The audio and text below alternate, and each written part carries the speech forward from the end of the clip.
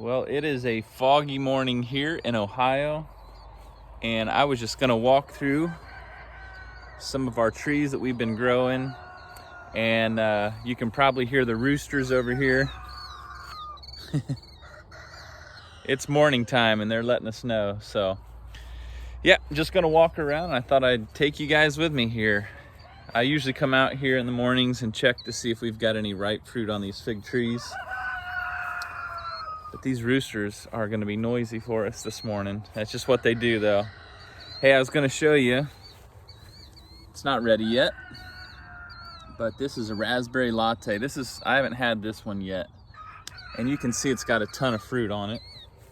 But man, we're like middle of October, so chances of me getting a bunch of ripe fruit is slim.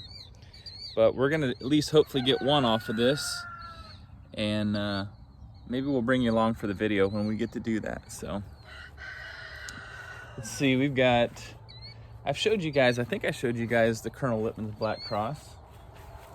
This one here, this fruit is so good. It's almost like a cherry look on the inside, but that one was a fun one. And we've got another one ripening up for us. Remember the balloon figs? The little hot air balloon figs? I think we've got 4 left on it. We've been able to eat a couple off of it, so that was fun. And the old Smith right here. Smith has been a rock star for us this year. I think it's Holly's favorite. And but yeah, that's kind of where we're at with the Smith. It's almost done for the season, but I'll bet you we've got, what? How many think we got left on there?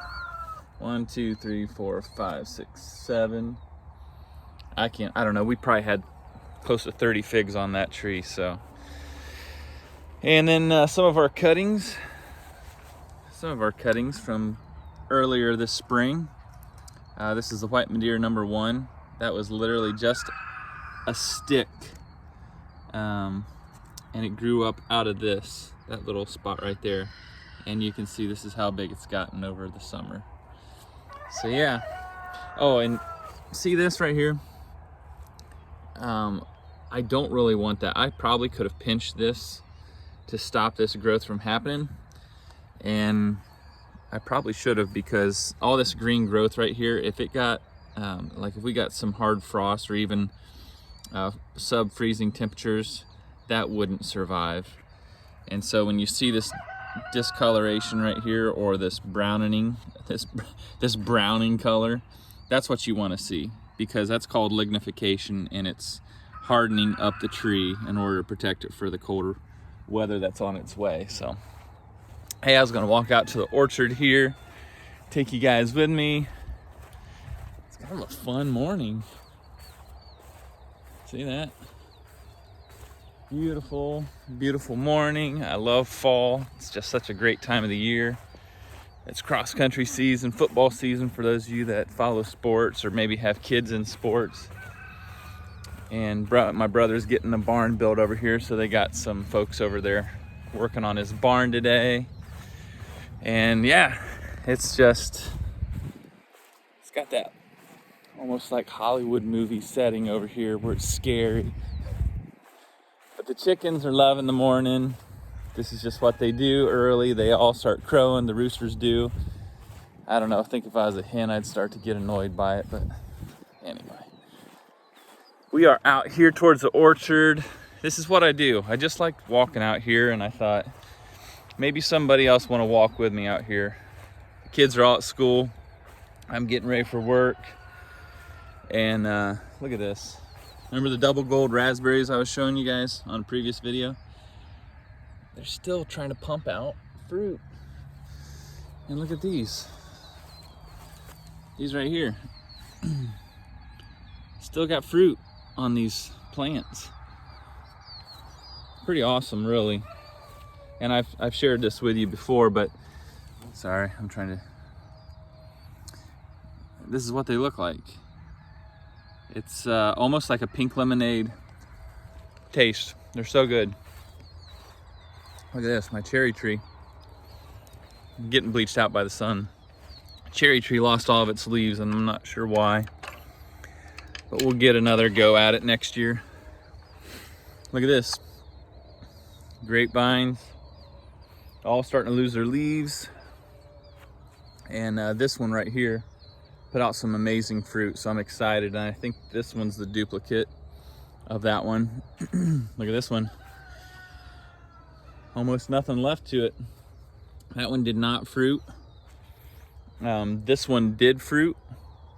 And I did the video one other time where I was eating this, and it wasn't the best idea to eat something because then I'm chewing in your guys' ear. But these are so good. They have seeds, so they're not really what they said that they were. Yeah, check this out too. Remember all these that were dead to the ground, all these figs? Well, they're back and they've been fruiting. Been getting some cool fruit from these. Like, for instance, this is brown turkey. It's not probably like your fig that you're gonna have, that you're gonna be talking about for a long time, but it's a decent sized fig. And it's sweet, it's good when you let it ripen all the way. And the Hardy Chicago, this is the Hardy Chicago. We've been eating off this as well. And then I think the Celeste over here has been pretty good for us. And look at this. This one fell off the tree. This is a white Italian, and it's got a syrupy taste to it. I'm not gonna eat it because then one of the things that I'll listen to, or I'll watch some of the taste test videos, and the whole crunching in on the video, I don't do well with, so I'm not gonna do that to you. But these are pretty decent. Let me get one out for you and show you. But it's the white Italian. See this? It looks like it's kind of gross on the bottom, but it's just because it's wet and it's seen the sun. This was facing up, so it got majority of the sun, and so it made it discolored a little bit. Oh, check this out. The Detrace's Place, the one that we really like, one of Holly's favorites other than the Smith. We got one left. Remember, this tree was dead to the ground, came back, produced fruit, and we did have some splitting on this one, but yeah, you can't go wrong with the Detrace's Place in my opinion. And of course, the old Italian 258 I didn't do this one right. I planted it. Here's Italian 258 right here. I transplanted it. I didn't give it the water that it needed, and so it got a little grumpy with me and lost some leaves. Then I started watering it, and it kept some of the leaves. So I don't think I gave it the best chance to get some good fruit off of it. It was good, but it wasn't great. And I know Italian 258 is a great fig, so that's on me. But I got some other stuff I just wanted to walk you through, show you. I'm trying to respect your time. But this is just me. This is what I enjoy doing. I enjoy walking out here, eating fruit, checking out some fruit. And it's crazy because we're, mid-October and we're still getting some edible fruit. This here, entire row, this whole row is just figs, different varieties. And I don't think I've ever walked you through the entire orchard here. But we've got different peach varieties, and then we got some, make sure I can give you a good look here. This is a raspberry, or a blueberry. It's called a blueberry. The blueberry, and then all the way down through here we got another peach, and then we've got a multiple varieties of blueberries all the way down through here.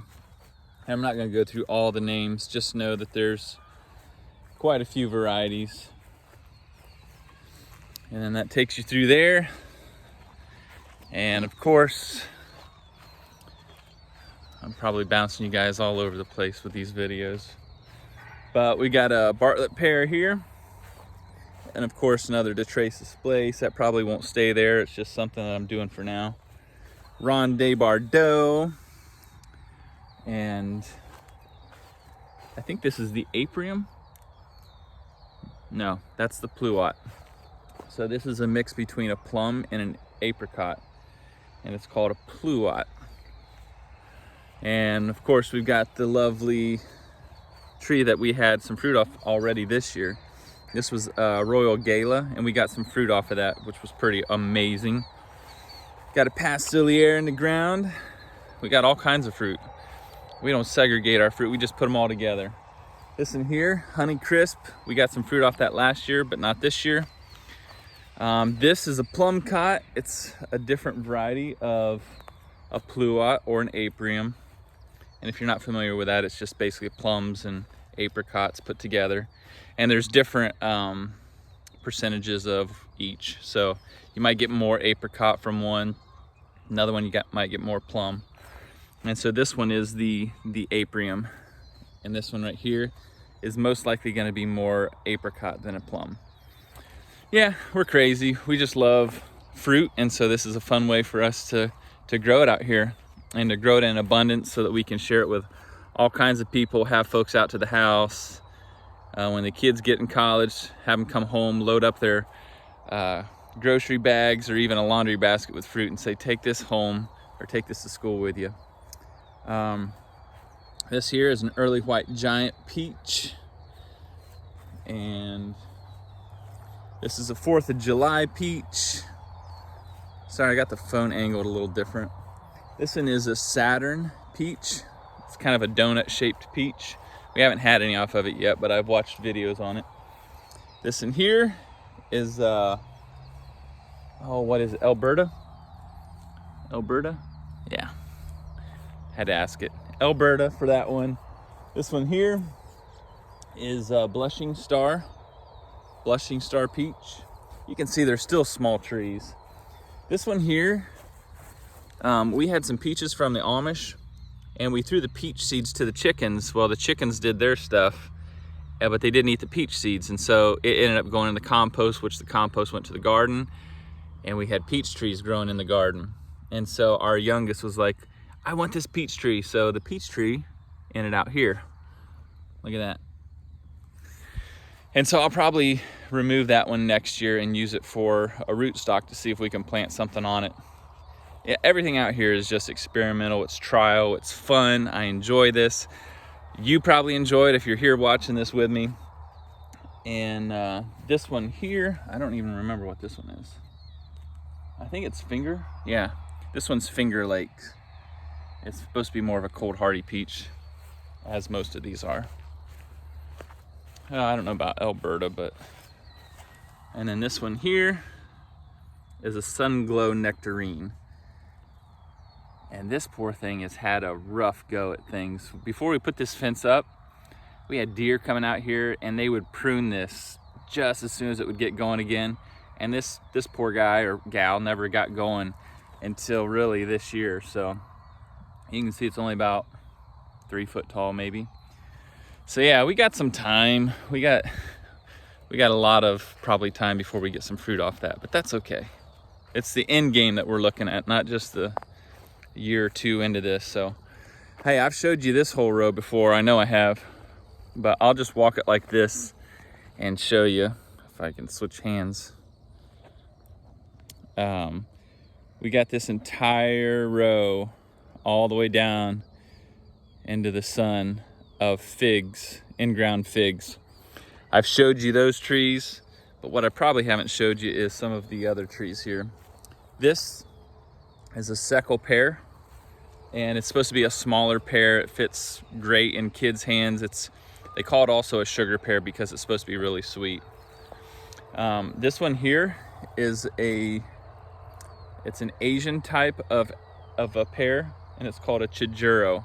And so those fruits are supposed to be round, almost like maybe like an apple, and it's going to be orange, an orange pear. So it's supposed to be sweet. I'm excited to try that one. This one here is actually a native to Ohio, and they call it a Starkling Delicious. Of course, they're all from Stark, so no, this is the Bartlett. Never mind. I get mixed up every once in a while. This is the Bartlett. Okay, that's the pollinator to the other pears out here. I think it's this one right here. Actually, I know it is if I can find it. Starkling, I think they call it the Starkling Delicious Pear. Yeah, here we go. All right, Stark Delicious, if you can see that. Maybe it's glaring on you, I don't know. But that's supposed to be a native to Ohio, this tree right here. And of course, we have some apple trees. This poor thing is so small. This is a Bray Star, but it's so small. But that's our Bray Star apple. Haven't had any fruit off of it yet. This one here, I believe, is a Ruby Darling. Yeah, Ruby Darling. We haven't had any fruit off that. I thought it was gonna fruit this year. And it's still small, so I don't really care about getting fruit right now. Next year we might get some blooms and turn into fruit. But this one here is the Golden Delicious. This is the pollinator to the other apple trees in the orchard. We did get about 5 fruit off of that one, and it was really good. And then this one, if you've seen any of our videos, this one had about 5-6 pieces of amazing fruit. And this is the Antique Orleans apple tree. And it was so good. Those apples on that tree, it almost tastes like apple cider is the best way I can explain it. But yeah, I wanted to show you this too before I let you guys go.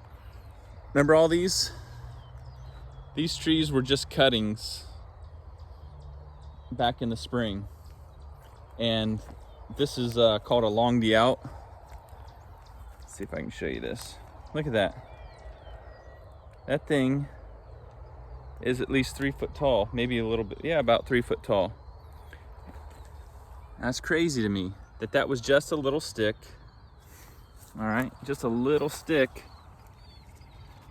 back in here in the spring, and then now you're looking at this 3 foot tree. No fruit. I kept pulling the fruit off because I don't care about fruit from it right now. I want it to anchor in, and the challenge is going to be winterizing these trees, protecting them over the winter. So that may go really well. It may be a complete fail. I don't know, but we're going to be on the journey to see how that goes for us. So anyway, hey, thanks for walking through the orchard with me. Showed you all the fruit trees here, and then again the final row is the figs. So hey, this is us. This is Out Here in the Morning. Thanks for taking a walk with me. It was fun. I hope you guys enjoyed it. Maybe next time I can show you where we have a bunch of fruit, and we'll do some samplings of some of those fruits that we have out here. Hey guys, thanks for a great video. Thanks for a great walk. We'll see you on another one.